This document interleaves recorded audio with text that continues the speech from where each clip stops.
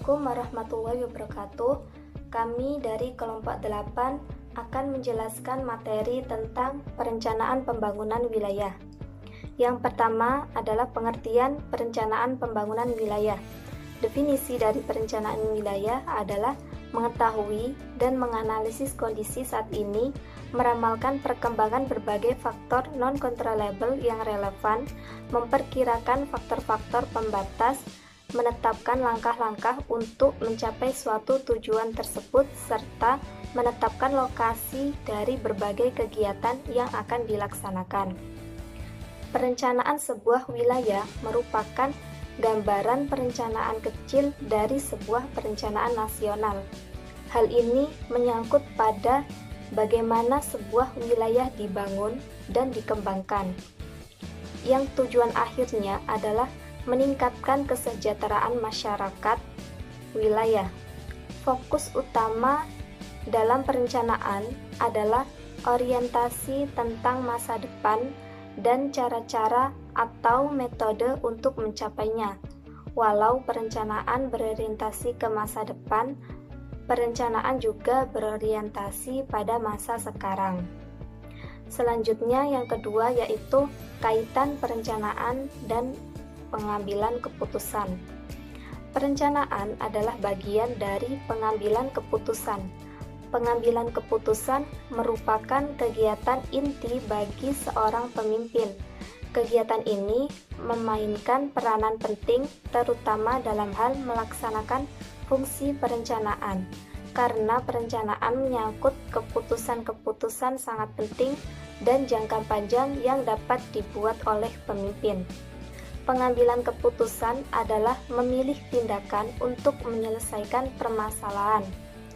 Pengambilan keputusan ada yang memiliki sasaran sangat segera atau saat ini, dan ada yang memiliki sasaran untuk masa depan, baik jangka pendek, jangka menengah, atau jangka panjang. Sedangkan perencanaan adalah pengambilan keputusan untuk hal-hal yang bersangkut paut dengan masa depan. Oleh sebab itu, membutuhkan proses yang lebih rumit. Secara singkat, pengambilan keputusan ditujukan untuk menyelesaikan suatu masalah, sedangkan perencanaan ditujukan untuk mencapai suatu tujuan tertentu di masa yang akan datang. Perlu diingat bahwa tujuan dalam perencanaan juga untuk menyelesaikan masalah. Hanya umumnya masalahnya bersifat jangka panjang. Selanjutnya, yang ketiga yaitu langkah-langkah perencanaan wilayah. Perencanaan wilayah di Indonesia setidaknya memerlukan unsur-unsur yang urutan atau langkah-langkahnya sebagai berikut. Yang pertama yaitu gambaran kondisi saat ini dan identifikasi persoalan baik jangka pendek, jangka menengah maupun jangka panjang. Yang kedua, tetapkan visi, misi, dan tujuan umum. Visi, misi, dan tujuan umum haruslah merupakan kesepakatan bersama sejak awal. Yang ketiga, identifikasi pembatas dan kendala yang sudah ada saat ini maupun yang diperkirakan akan muncul pada masa yang akan datang.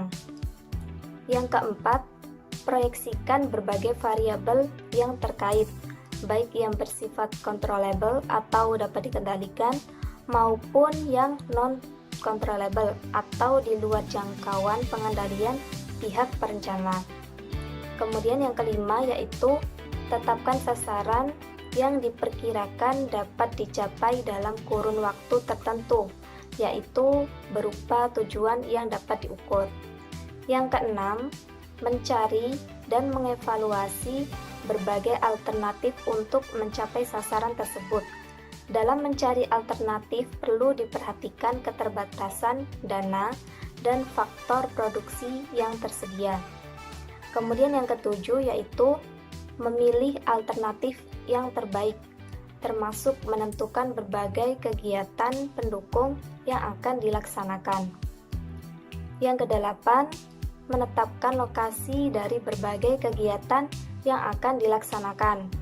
Dan yang terakhir yaitu menyusun kebijakan dan strategi agar kegiatan pada tiap lokasi berjalan sesuai yang diharapkan.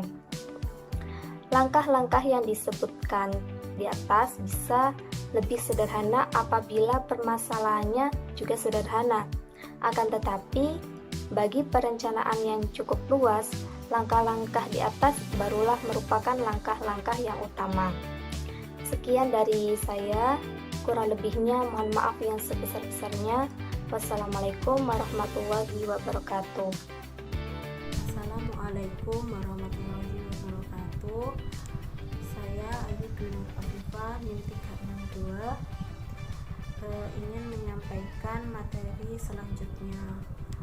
Manfaat tujuan perencanaan wilayah.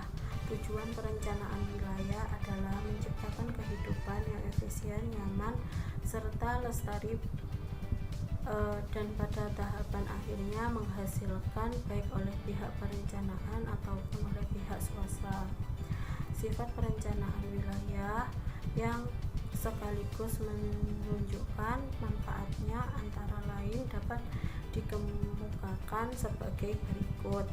1. Perencanaan wilayah harus mampu menggambarkan proyek dari berbagai kegiatan ekonomi dan penggunaan lahan di wilayah tersebut di masa yang akan datang. 2. Dapat membantu arah pelaku ekonomi untuk memiliki kegiatan apa yang perlu dikembangkan di masa yang akan datang dan di mana lokasi kegiatan seperti itu masih diizinkan. 3. Sebagai bahan acuan bagi pemerintahan untuk menggunakan atau mengawasi arah pertumbuhan kegiatan ekonomi dan arah penggunaan lainnya. 4. Sebagai landasan bagi rencana-rencana lainnya akan lebih sempit tetapi lebih detail, misalnya perencanaan prasarana. 5. Lokasi itu sendiri dapat dipergunakan untuk berbagai kegiatan. Bidang yang mencakup perencanaan wilayah. Melihat luasnya bidang yang tercakup di dalam perencanaan wilayah, maka ilmu perencanaan wilayah dapat dibagi atas berbagai subbidang seperti berikut ini. 1. Subbidang perencanaan ekonomi sosial wilayah dapat diperinci lagi. A. Ekonomi sosial wilayah. B. Ekonomi sosial perkotaan. C. Ekonomi sosial perdesaan. Subbidang perencanaan kota, ruang atau tata ejuan lahan dapat diperinci. A. Tata ruang tingkat nasional. B. Tata ruang tingkat provinsi. C. Tata ruang tingkat kabupaten atau kota. D. Tata ruang tingkat kecamatan atau desa. E. Detail desain penggunaan lahan untuk istilah yang lebih sempit. 3. Subbidang perencanaan khusus seperti A. Perencanaan lingkungan. B. Perencanaan permukiman dan atau perumahan. C. Perencanaan transportasi.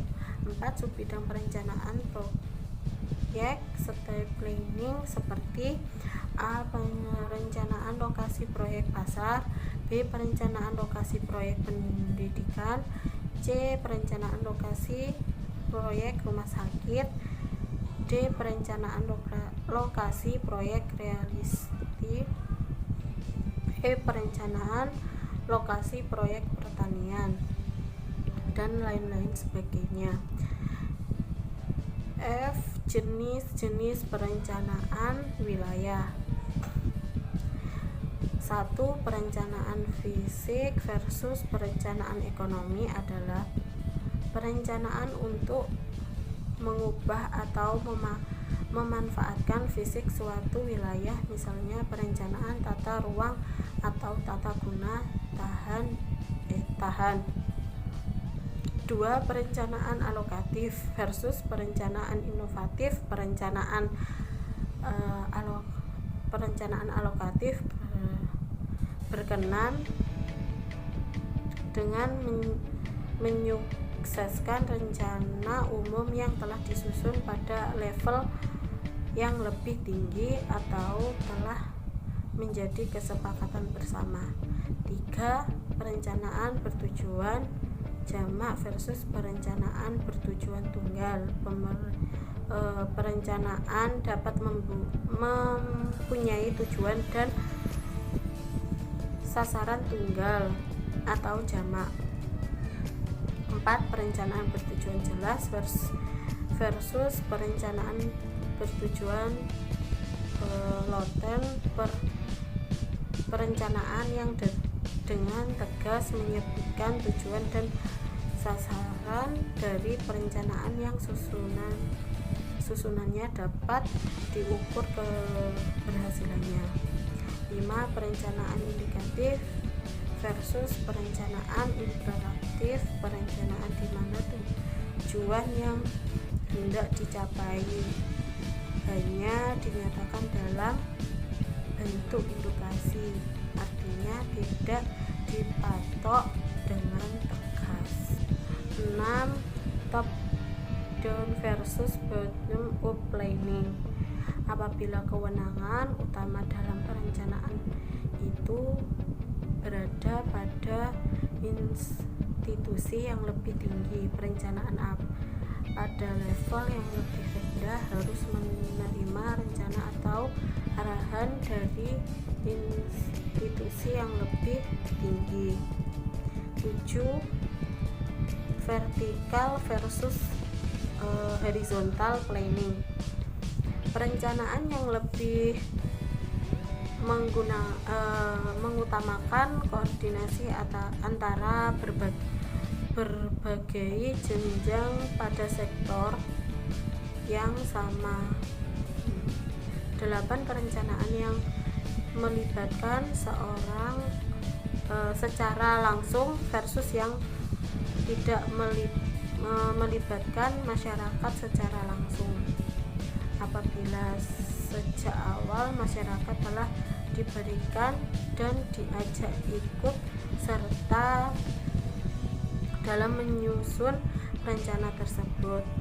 Terima kasih materi yang saya sampaikan, kurang lebihnya mohon maaf. Wassalamualaikum warahmatullahi wabarakatuh. Waalaikumsalam warahmatullahi wabarakatuh. Saya Muhammad Nasihul Wahab, NIM 375 akan melanjutkan pembahasan dari materi sebelumnya. Di sini saya akan membahas mengenai permasalahan dalam perencanaan wilayah. Permasalahan yang terkandung dalam perencanaan wilayah utamanya penentuan kegiatan apa dan di mana lokasinya dapat dikelompokkan sebagai berikut. 1. Permasalahan mikro. Permasalahan mikro adalah permasalahan yang berkaitan pembangunan proyek itu sendiri, baik ditinjau dari sudut pandang pengelola maupun dari sudut pandang pemberi izin proyek. Permasalahan mikro proyek dapat dikelompokkan sebagai berikut. A. Permasalahan teknis, antara lain di dalamnya termasuk peraturan pemerintah tentang tata guna lahan, yaitu bahwa kegiatan seperti ini memang dibenarkan pada lokasi tersebut, kondisi lahan sesuai, bahan atau peralatan yang dibutuhkan untuk membangun proyek cukup tersedia, dan adanya tenaga terampil sehingga proyek benar-benar dapat dibangun sesuai dengan rencana. Selanjutnya B. Permasalahan manajerial.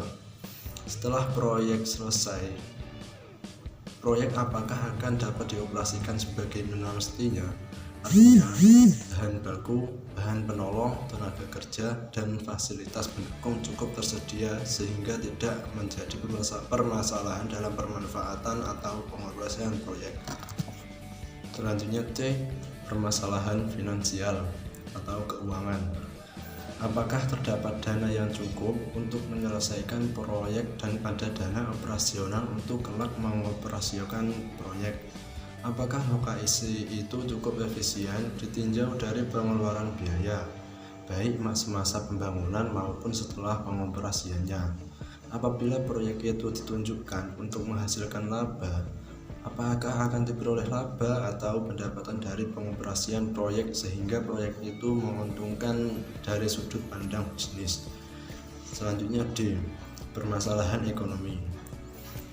Dalam masalah ini, apakah sumber daya yang dikorbankan untuk proyek tersebut akan memberikan manfaat yang lebih besar dibanding dengan biaya yang dikorbankan ditinjau dari sudut pandang dari sudut ekonomi nasional secara keseluruhan.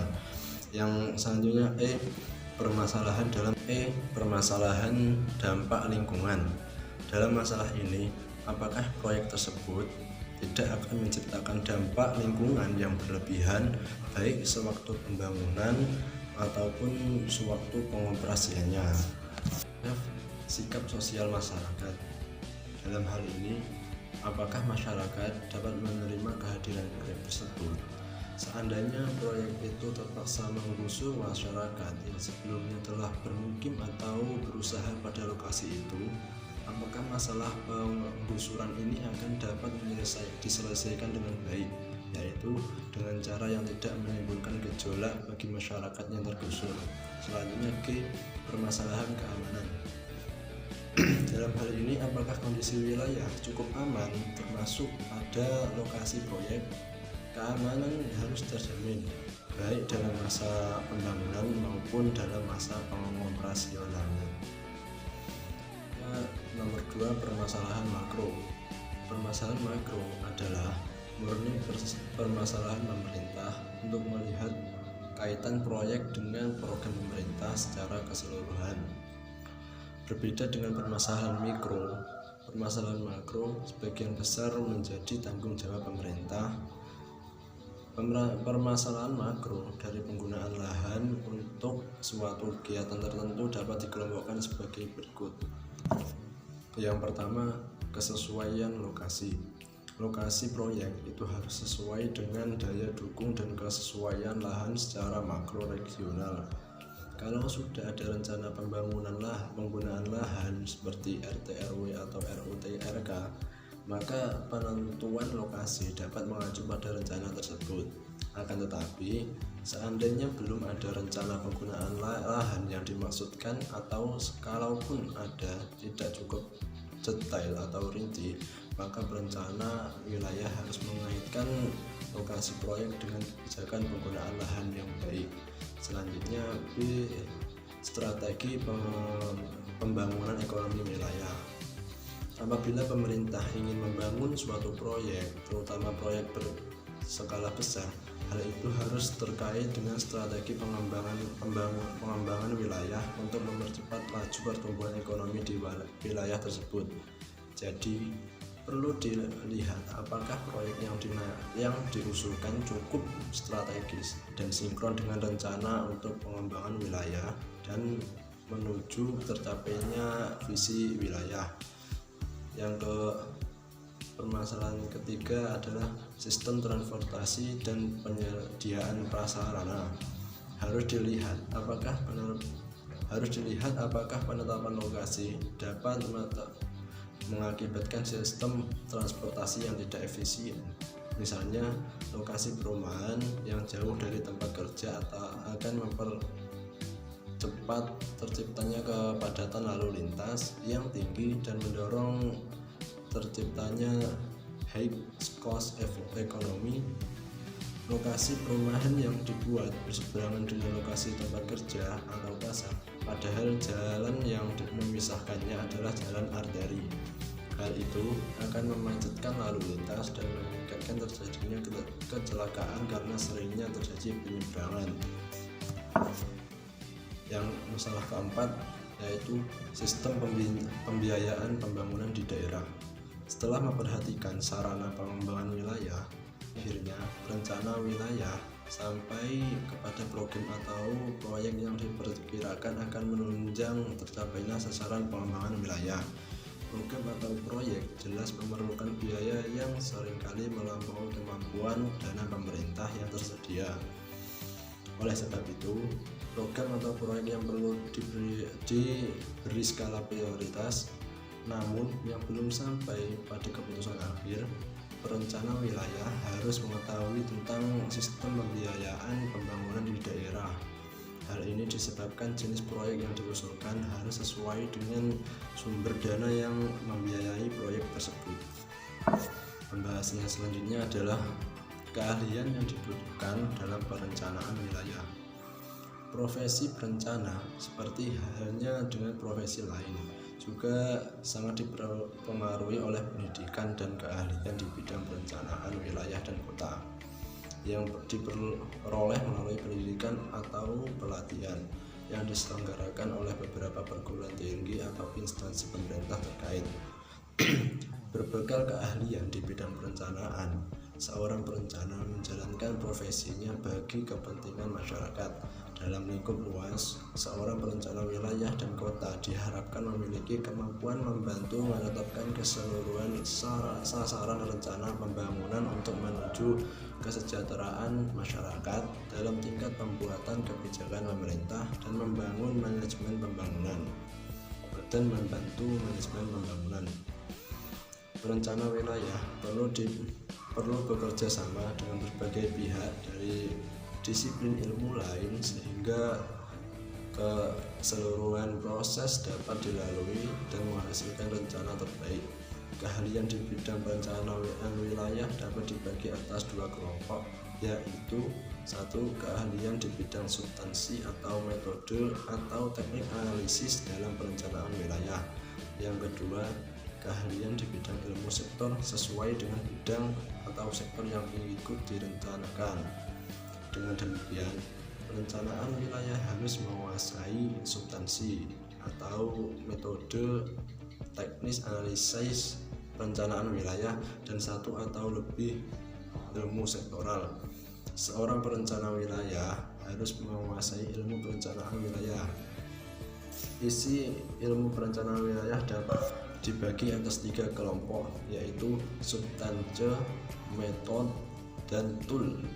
Substansi bersangkutan paut dengan materi atau inti permasalahan, yaitu bagaimana manusia bertingkah laku dalam ruang wilayah, bagaimana manusia beradaptasi dengan potensi atau kondisi ruang yang berbeda-beda, apa yang dikejar oleh manusia dalam kehidupannya sehari-hari, serta prinsip apa yang digunakannya dalam bertindak dan bertingkah laku pada ruang wilayah tersebut.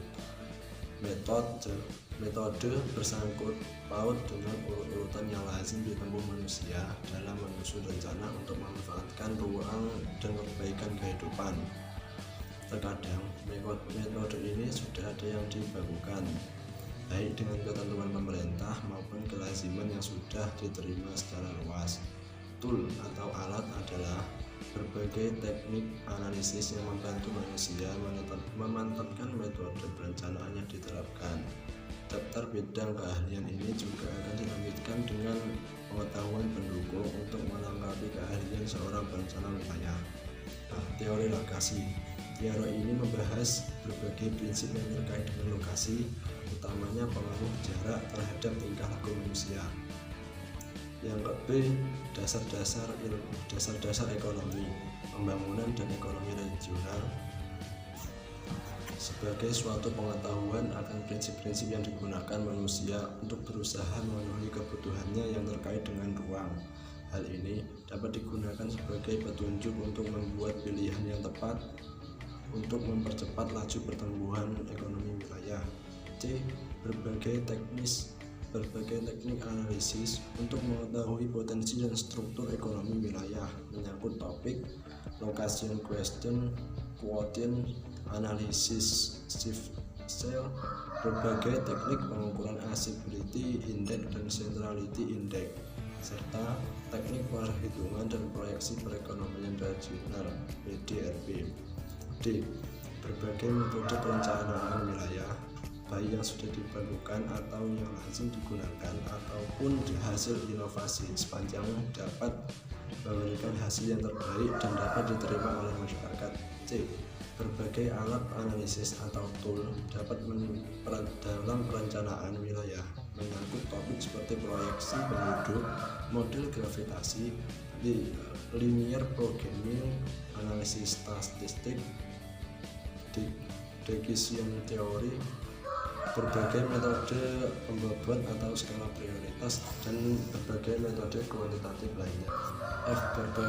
Berbagai pengetahuan pendukung di bidang ekonomi seperti teori investasi publik, analisis biaya manfaat, evaluasi proyek, dan evaluasi program.